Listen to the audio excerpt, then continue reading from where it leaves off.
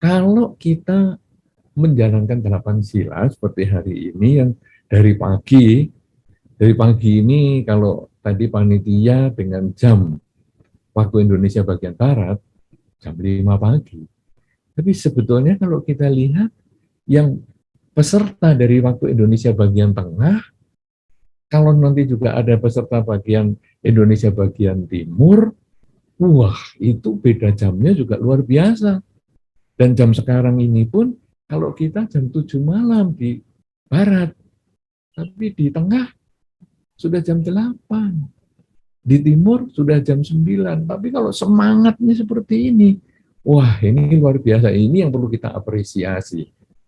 Betul. Selain kita mengapresiasi hari ini, sebetulnya saya lebih mengingatkan kepada kita semua bahwa peristiwa satu hari itu sebetulnya hanya simbolis untuk kita. Artinya, ini sama dengan kalau misalnya kita Hari Ibu, ya ini karena yang mengadakan kan pengurus pusat Wandani, biasanya sangat akrab dengan Hari Ibu. Hari Ibu kalau di Indonesia bulan Desember. Nah, kita kemudian memperingati Hari Ibu itu dengan melakukan sesuatu yang berkesan untuk ibu kita. Biasanya di beberapa wihara kemudian membasuh kaki ibu. Ya, nah ini satu latihan bahwa satu tahun ini aku ada satu hari membasuh kaki ibu, menghormat kepada ibu. Tapi bukan berarti hanya dilakukan pada tanggal 22 Desember saja, Hari Ibu di Indonesia itu. Kemudian kalau tanggal 23 boleh bebas, ibunya boleh dimaki. Kalau 21 Desember, kan belum hari ibu, jadi ibunya boleh disakiti. Nah, ini saya kira konsep yang keliru. Konsep yang tepat adalah tanggal 22 Desember itu kita menghormat Hari Ibu sebagai satu peringatan, satu pengingat bagi kita bahwa saya bertekad sepanjang hari, sepanjang waktu, saya akan menghormat ibu saya.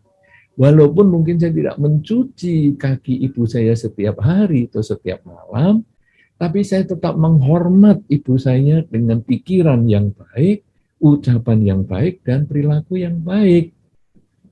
Demikian pula ketika ada hari ayah atau hari guru, saya melakukan penghormatan kepada beliau hari ini sebagai peringatan supaya sepanjang waktu, sepanjang masa, saya selalu menghormat kepada beliau. Itu kan kemudian ada menghormat mereka yang patut dihormat adalah berkah yang utama. Itu kalimatnya adalah seperti itu, bukan menghormat kepada mereka yang patut dihormat pada hari penghormatan mereka, itulah berkah utama. Nah, itu menjadi tidak tepat karena kalau menghormat mereka yang patut dihormat pada hari penghormatan mereka, berarti sehari hanya setahun hanya sekali. Kalau hari ibu ya 22 Desember, hari bapak beda lagi, hari ibu di dunia beda lagi, hari guru nanti beda lagi, sepanjang waktu yang lain, kita melupakan penghormatan itu. Tapi ketika kita menghormat mereka yang patut dihormat, berarti sepanjang waktu, sepanjang tahun, kita menghormat dan kita diingatkan sekali setahun itu. Nah, sekarang, dengan Atasila online ini juga sama. Kalau tadi sebetulnya secara bulanan kita diingatkan untuk latihan, yang nanti saya dorong sebetulnya untuk dilakukan juga secara nasional, terserah siapa yang mau ikut, tinggal kita kasih jamnya saja, misalnya jam segini ada permohonan sila, karena betul tadi yang dikatakan oleh MC kita, bahwa permohonan sila secara offline maupun online sama nilainya, sehingga sekarang dari PP Wandani hanya menyebutkan saja, pada tanggal X ini kita akan mengadakan latihan Atasila online, nggak usah ditarget 1000, kita melakukan latihan Atasila online, karena Ini setiap bulan sekali misalnya, atau setiap bulan 4 kali, sehingga nggak ada target 1.000. Nanti kalau 1.000 ini kartu Waisak atau apa. Kemudian siapa yang mau ikut langsung masuk. Nah, dikasih Zoom ID-nya ini, password-nya ini. Nah, sudah, nanti mereka di wihara-wihara itu, karena kalau saya lihat ini wiharanya sangat aktif sekali ya, mereka duduk dengan baik sekali sepanjang hari, mereka nanti ikut sendiri, gabung sendiri. Dan karena ini menjadi program rutin Wandani, nanti yang gabung itu semakin banyak. Bahkan bukan hanya di wihara, nanti di rumah pun seperti itu. Nah, mungkin karena kita tidak sepanjang hari ada ceramah seperti hari ini misalnya, nah nanti hanya ada pengambilan sila secara online, kemudian mungkin ada latihan meditasi pagi mungkin, sampai makan pagi atau sampai makan siang, sudah setengah hari, kemudian setengah hari yang lain biar lokal yang adakan. Biar lokal yang adakan, misalnya mereka mau latihan meditasi sendiri, mungkin dipimpin oleh para biku setempat, atau samanera setempat, atau mungkin para pandita, atau para pimpinan Wandani setempat, atau Maghabudi, atau Patria, terserah. Itu setengah hari. Kemudian nanti besok paginya ada permohonan pelepasan 8 sila, itu juga secara online lagi. Nah, dengan cara seperti itu, kita nanti akan membangun satu budaya pelaksanaan 8 sila. Bukan hanya sekali setahun yang bikin kaget, tapi nanti bisa ada rutinitas. Entah itu seminggu sekali, entah itu sebulan sekali, 2 kali, dan itu nanti akan mengkondisikan kita untuk menjalankan 8 sila lebih daripada yang sudah diprogramkan bersama oleh Wandani. Misalnya, daripada aku seminggu sekali, lebih baik aku langsung 2 minggu menjalankan 8 sila. Bagus. Atau mungkin saya langsung 3 bulan saya menjalankan sila. Atau mungkin dia mengatakan, bulan ini adalah saya ulang tahun. Maka dalam bulan ini, mulai tanggal 1 sampai akhir bulan, saya menjalankan 8 sila. Nah, kemudian nanti pasangan hidupnya juga begitu. Dia bulan depan ulang tahun. Oke, jadi sepanjang bulan itu dia 8 sila. Seanggota rumahnya mau ikut 8 sila, silahkan. Mau hanya yang ulang tahun saja, silahkan. Kita tidak saling mengganggu itu. Kemudian nanti karena ayah dan ibu ini melakukan latihan 8 sila seperti itu, anak-anaknya mungkin juga akan ikut. Wah, aku juga tahun bulan ini saya ulang tahun loh, Pak. Boleh nggak? Aku juga 8 sila sebulan penuh. Boleh. Atau, Pak, aku karena belum kuat untuk jalankan 8 sila 1 bulan penuh, karena banyak kesibukan dan lain-lain, tidak memungkinkan. Gimana ya kalau saya 3 hari saja? Jadi, saya ulang tahun tanggal 15. Berarti saya latihannya hanya tanggal 14, tanggal 15, tanggal 16. Boleh enggak? Boleh. Atau saya seminggu latihan dalam minggu saya ulang tahun tersebut. Silakan. Dengan cara begitu, maka ini membudayakan melaksanakan 8 sila di kehidupan sehari-hari. Kalau kita sudah membudayakan 8 sila dalam kehidupan sehari-hari, pada waktu Waisak depan, Waisak tahun 2023, pengurus pusat Wandani mengadakan lagi 1.000 lagi, yang ikut mungkin sudah 5.000 hari itu. Karena sudah dilatih setiap bulan seperti itu, sehingga mereka terbiasa. Dan di dalam setahun itu, kemudian atau mungkin hari-hari raya ya, jadi pada waktu Magha Puja, kemudian pada waktu misalnya nanti ada Asada, ada Waisak, ada Asada, kemudian ada Katina, itu yang dilakukan sepanjang hari, kemudian ada ceramah-ceramah seperti ini. Sehingga mereka dapat masukan yang lebih banyak dan itu membangkitkan semangat yang luar biasa. Nah, kalau dengan cara seperti itu, maka pengurus pusat Wandani ini dapat mengkondisikan orang berbuat baik. Mengkondisikan orang berbuat baik itu diri sendiri sudah berbuat baik. Kalau diri sendiri sudah berbuat baik, karena mengkondisikan orang berbuat baik, itu menambah jasa kebajikan lagi. Dan itu kalau sudah berlipat-lipat seperti itu, yang mendapat manfaat adalah semua orang yang melakukan itu. Karena apa demikian? Karena nanti dari pengurus pusat seperti itu, pengurus daerahnya juga mengadakan secara lokal, kemudian nanti pengurus wihara juga mengadakan secara lokal, akhirnya kita memiliki budaya menjalankan 8 sila. Nah sekarang apa sih manfaatnya? Menjalankan sila kok demikian didorong seperti ini, sampai diperkuat seperti ini. Saudara-saudara, ya kalau kita lihat tadi juga dari kecil pun sudah ada yang pelatihan ini, dan dari kecil, yang kecil-kecil anak-anak ini ternyata juga dari pagi sudah latihan dengan luar biasa sekali. Ini sekarang apa sih manfaatnya menjalankan 8 sila itu? Sesungguhnya salah satu manfaatnya adalah pengendalian diri. Jadi 8 sila ini kan aku berlatih tidak membunuh. Sebetulnya kita punya konsep atau kita punya kesempatan melakukan pembunuhan, misalnya terhadap nyamuk. Karena ada di beberapa tempat, kadang-kadang entah siang, entah sore, entah malam, itu ada nyamuknya. Baik itu di rumah maupun di wihara. Pada saat kita menjalankan 8 sila, nyamuk datang, langsung kita bisa mengatakan, wah, ini nyamuk punya karma baik. Nah, kenapa nyamuk punya karma baik? Karena dia kok pas gigit saya waktu saya 8 sila ya. Coba waktu kemarin saya nggak 8 sila, pasti saya tepok. Tapi karena saya 8 sila, gitu. Nah, itu kita karena melatihnya baru 1 hari sebagai peringatan. Tapi nanti kalau kita sudah menjadi budaya, setiap saat nyamuk datang, sudah abaikan. Kita singkirkan saja, kita tidak mau tepuk itu. Jadi kita melatih kesadaran bahwa saya mengendalikan diri untuk tidak melakukan pembunuhan.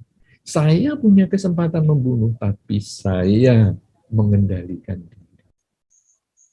Demikian pula dengan pencurian. Ya, kalau pencurian itu kan sebetulnya mengambil bukan yang miliknya, itu banyak hal. Bukan hanya uang, HP.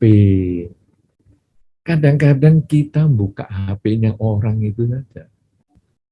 Entah itu pasangan hidup, entah itu teman, itu apakah itu orang tua kita atau anak kita, membuka HP tanpa izin. Itu sebetulnya sudah bisa dimasukkan ke dalam pencurian. Kemudian kalau anak-anak sekolah melirik pekerjaan teman waktu ulangan, itu ya sudah termasuk pencurian. Kita korupsi, itu ya sudah termasuk pencurian. Baik korupsi uang maupun korupsi waktu. Korupsi waktu bagaimana ini? Datang kerja, mestinya mulai kerja jam 8. Datangnya 8:15. Kemudian nanti datang masih bersih-bersih tempat mejanya kerja, kemudian ngobrol sana, ngobrol sini, mulai kerja jam 10, itu sebetulnya sudah mencuri waktu. Sehingga pencurian ini banyak sekali. Nah, kita pada saat menjalankan 8 sila, kita melakukan pengendalian diri ini. Saya nggak mau seperti itu. Saya kalau ulangan ya saya ngerjakan sendiri, saya nggak mau noleh kanan kiri. Melihat jawaban teman, saya nggak mau. Kalau saya kerja jam 8, ya saya harus mulai jam 8 itu kerja. Sehingga saya datang mungkin 8 kurang seperempat. Saya beres-beres meja kerja saya, sehingga jam 8 tepat, saya siap kerja. Itulah mencuri, kita bisa lepaskan. Karena saya berlatih untuk tidak mencuri, saya mengendalikan diri, menghindari pencurian itu. Nah, kemudian kalau 5 sila perzinahan, tapi kalau 8 sila tidak melakukan hubungan seksual bahkan dengan pasangan hidupnya sendiri. Artinya saya mengendalikan diri. Karena kalau tadi misalnya, oh ya mungkin Ibu Yensi tadi kan menyampaikan, saya pernah diwawancara oleh Pak Helmi ya. Kan beliau menyampaikan satu ketika, apakah menjadi biku itu masih ada dorongan seksual? Kan beliau menyampaikan seperti itu. Kemudian di sana kan saya kasih jawaban bahwa dorongan seksual itu sama dengan dorongan-dorongan emosi yang lain seperti lapar, marah, dan sebagainya. Nah, kalau sekarang lapar misalnya, ini yang hari-hari ini pada lapar nih ya, agak kelihatan pucat juga beberapa orang ini kelihatannya, tapi duduknya masih pada tidak bagus. Ya. Nah, sekarang lapar. Waduh, ini jam 7, jam 8 ini. Ini jam-jamnya lapar ini. Biasanya saya makan jam 7, jam 8 ini. Aduh, sekarang saya duduk di sini nih. Nah, tapi karena kita mendengarkan Dharma, mengikuti kegiatan acara seperti ini, sampai nanti jam 9, jam 10, di satu daerah, jam 11 di daerah yang lain, laparnya hilang. Akhirnya disuruh makan, enggak lah, enggak kepingin. Belum lapar bisa hilang. Marah juga begitu. Kita marah nih sama si A, datangi ke rumahnya.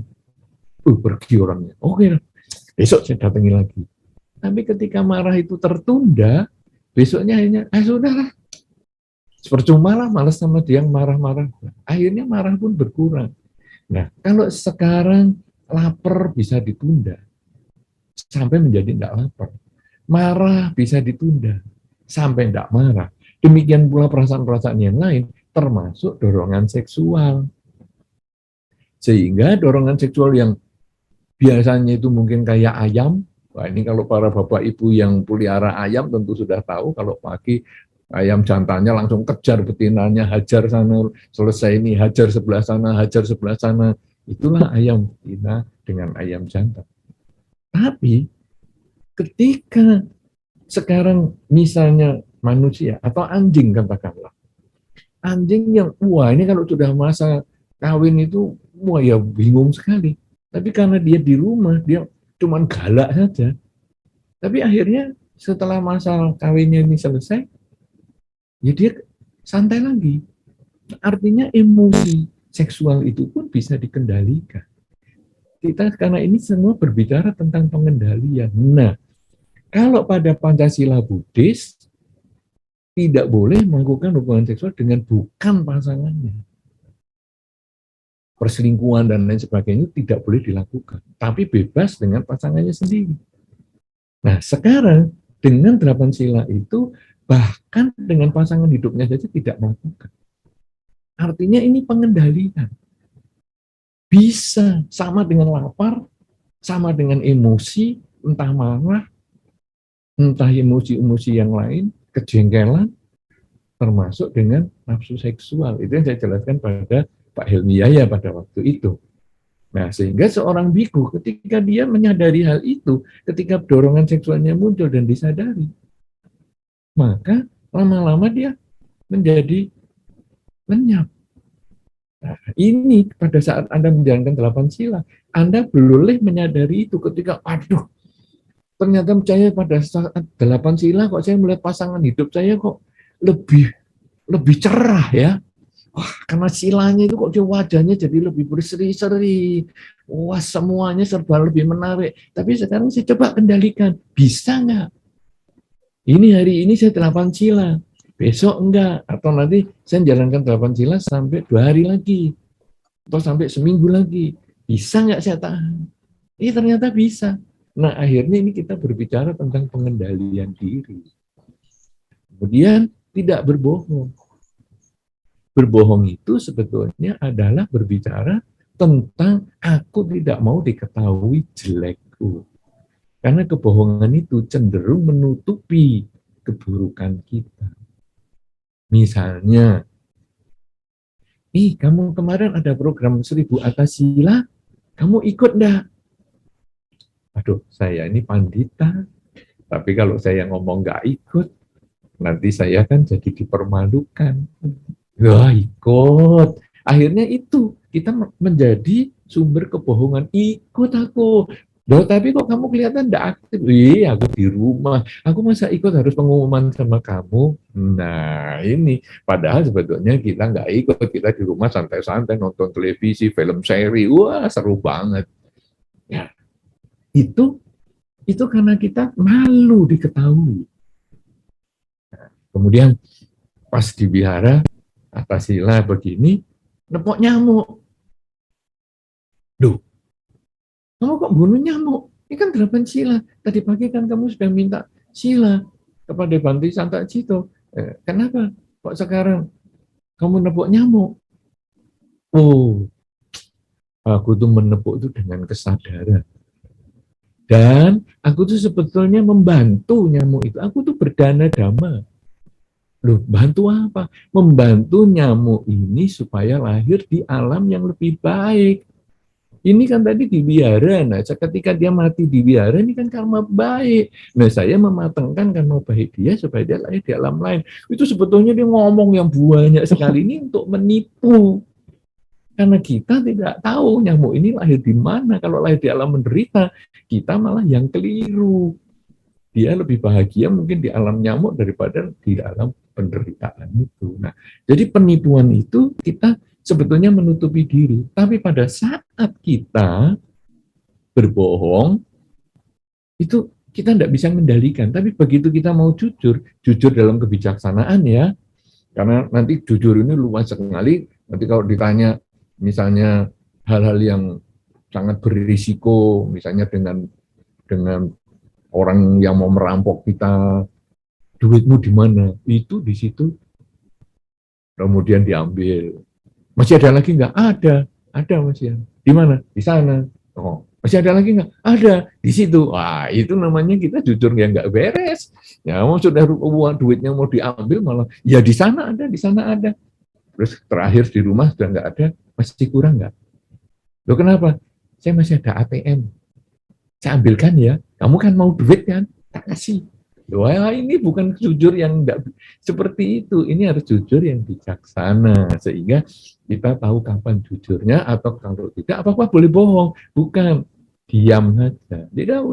Tidak usah ngomong, tidak usah apa, kita diam saja. Itu salah satu cara ya. Nah, jadi sebetulnya kita belajar jujur itu adalah belajar pengendalian keakuan. Kemudian tidak mabuk-mabukan. Apa ini tidak mabuk-mabukan? Supaya kita itu tidak melakukan yang lain, yang 4 ini. Saudara-saudara, yang paling gampang orang mabuk ditanya. Ya, saya kira Anda pernah ketemu dengan orang mabuk, kemudian Anda tanya, kamu mabuk ya? Enggak mabuk. Mabuk enggak? Enggak mabuk. Pasti mabuk, kamu mukanya aja merah. Enggak. Awas kamu. Mau kelahi ya. Nah, ini mulai sudah ada perkelahian, ada pembunuhan, dan ada segala macam. Itulah makanya di dalam dhamma kemudian kita tidak boleh juga mabuk-mabukan, karena mabuk-mabukan ini sebetulnya kan nggak ngapa-ngapa. Ini mengkondisikan pelanggaran sila 4 lainnya. Karena itu ini juga kita. Nah, sudah tidak membunuh, tidak mencuri, tidak melakukan hubungan seksual bahkan dengan pasangan hidupnya, kemudian juga tidak berbohong dan tidak mabuk-mabukan, maka di dalam 8 sila ini ada juga yang berpuasa setelah jam 12 siang. Nah, saya katakan demikian karena banyak orang di antara umat Buddha masih sering salah dengan 8 sila ini. Para ibu-ibu, para wanita biasanya kalau diajak di wihara sore hari, kemudian diajak, ini habis acara arisan, ayo makan. Oh enggak lah, saya 8 sila. Oke, 8 sila. Tapi 8 sila kok nontonnya film seri. Kemudian kok nyanyi. Kemudian kok nepui nyamuk. Aku 8 sila itu cuma enggak makan setelah jam 12 siang. Loh ya bukan itu. Aku tuh mau diet soalnya, jadi aku enggak makan setelah setengah hari.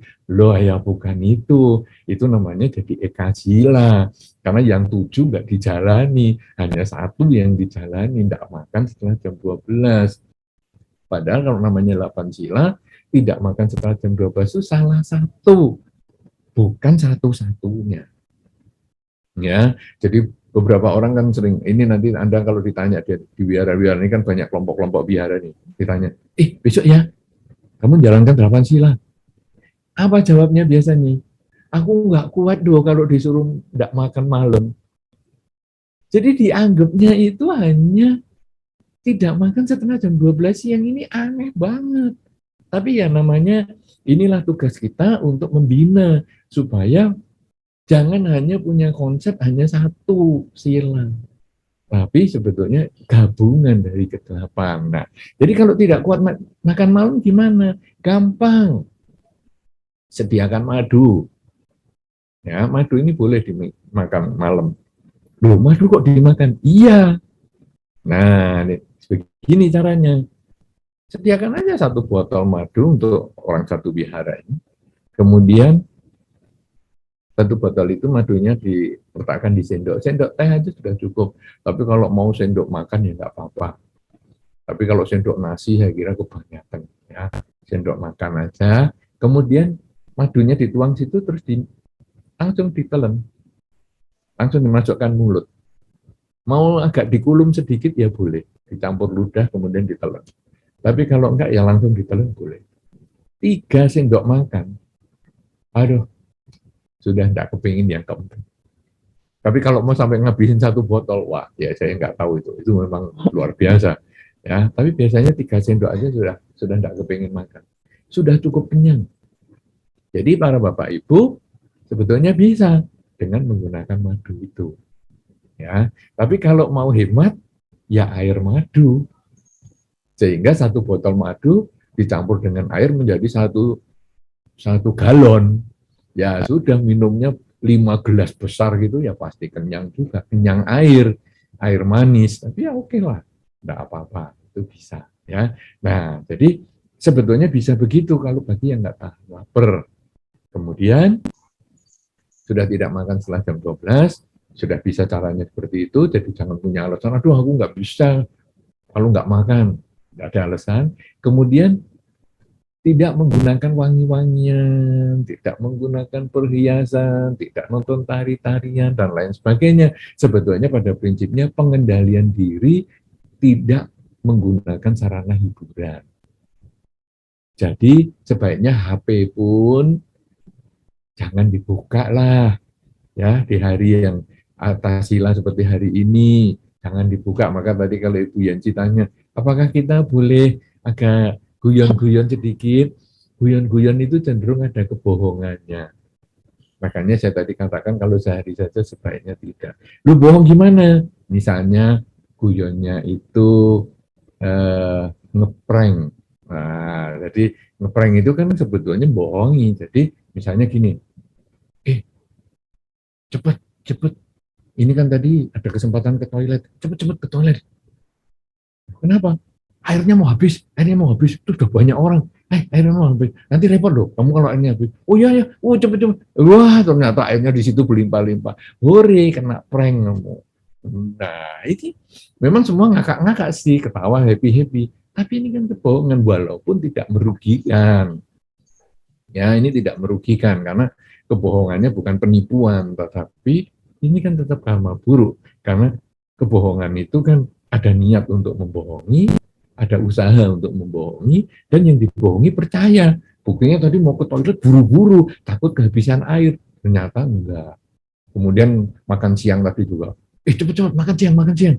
Wah, nasinya mau habis loh. Kamu nanti nggak kebagian. Waduh, aku nanti kalau nggak kebagian kan lapar malamnya. Cepet-cepet. Ya, ternyata masih banyak. Kena prank kamu. Nah, ini makanya saya menyarankan, ya, janganlah di hari-hari ya Uposatha gini, ataupun di hari-hari kita jalankan 8 sila ini, sebaiknya kita serius, supaya kita nggak ngomong yang bohong-bohong. Ya, nah kemudian kalau kita menggunakan HP dan sebagainya itu menjadi hiburan. Nah, sebaiknya juga jangan. Lebih baik pada saat kita jalankan 8 sila, HP juga nggak digunakan. Kita lebih fokus ke kegiatan spiritual, ke wihara, kemudian meditasi, pengembangan kesadaran, dan sebagainya. Karena nanti kalau HP-nya dibuka, kemudian ada TikTok-nya masuk, Wah, seneng banget ikut joget-joget, kan repot. Padahal kan di sila yang ketujuh ini kan juga mengurangi tari-tarian dan lain sebagainya. Masa kemudian ikut TikTok-TikTok yang aneh-aneh? Tidak. Nah, kemudian yang kedelapan adalah tidak duduk dan berbaring di tempat yang mewah. Itu juga pengendalian diri. Nomor 6, 7, dan 8 ini sebetulnya pengendalian diri. Kenapa saya sebut pengendalian diri? Karena ini tidak merugikan orang. Anda makan malam, apa ruginya orang lain? Apakah itu juga karma buruk? Tidak. Anda menonton televisi, apakah itu karma buruk? Ya tidak. Anda menggunakan wangi-wangian, menggunakan segala macam perhiasan aksesoris, apakah karma buruk? Tidak. Anda duduk dan berbaring di tempat yang mewah, apakah karma buruk? Tidak. Tetapi kita ini kan latihan pengendalian diri. Sehingga saya mampu makan malam lebih dari jam 12 siang. Tapi saya bertahan untuk tidak makan. Saya mampu menggunakan wangi-wangian, tapi saya bertahan untuk tidak menggunakan. Jadi bukan karena di rumah saya tidak punya wewangian, atau di rumah saya tidak punya makanan, kemudian saya nggak makan, bukan.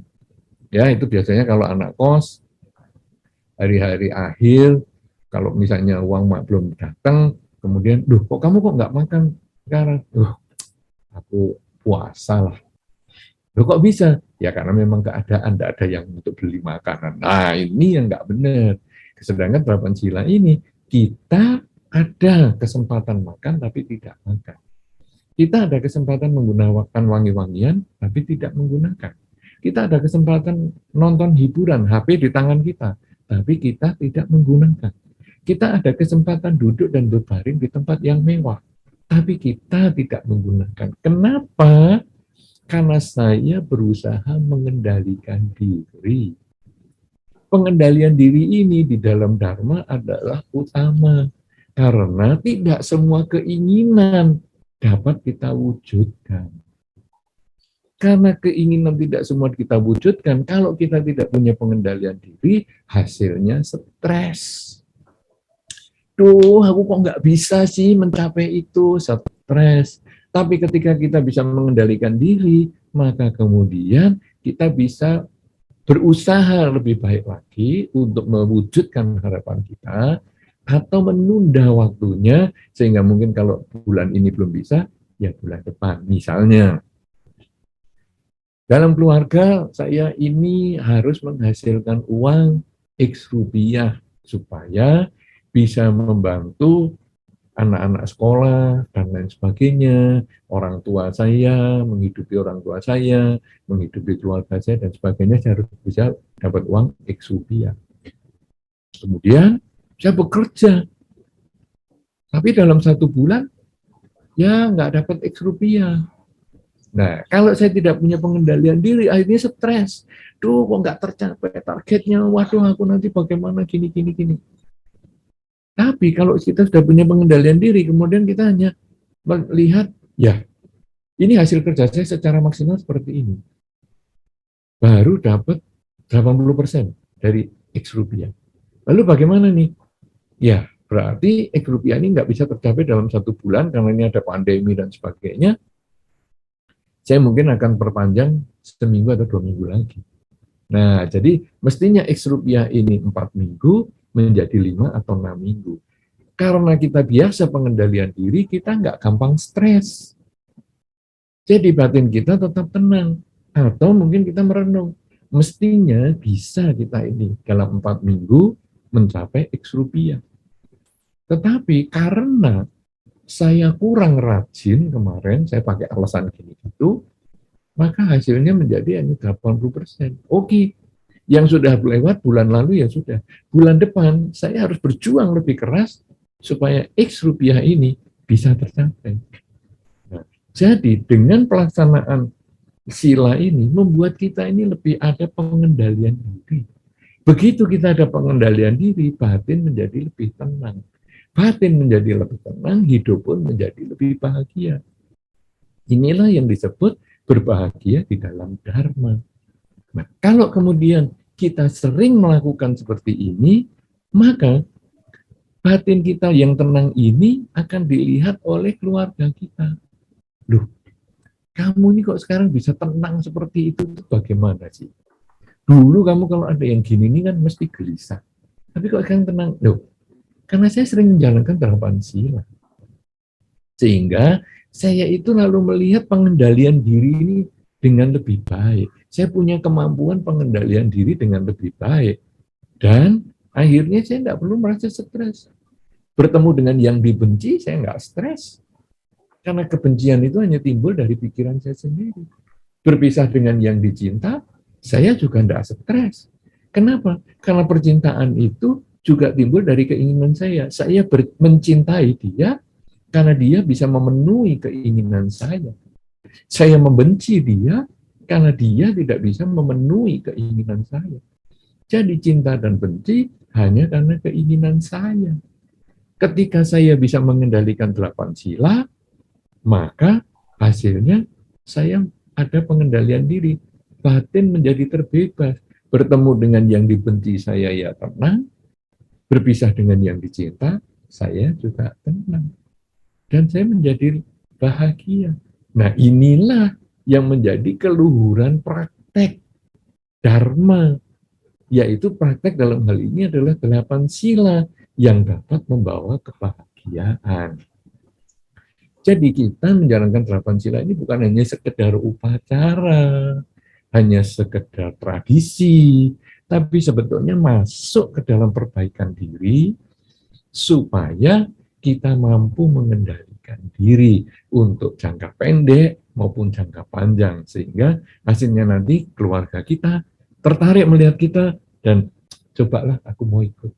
Nah, kebahagiaan ini akan ditularkan kepada keluarga. Dan akhirnya mereka juga mengatakan, iya ya, benar juga. Sekarang aku sudah membuktikan, aku sudah mengehipasiku, datang dan buktikan bahwa ternyata melaksanakan sila yang artinya pengendalian diri ini bisa menimbulkan kebahagiaan.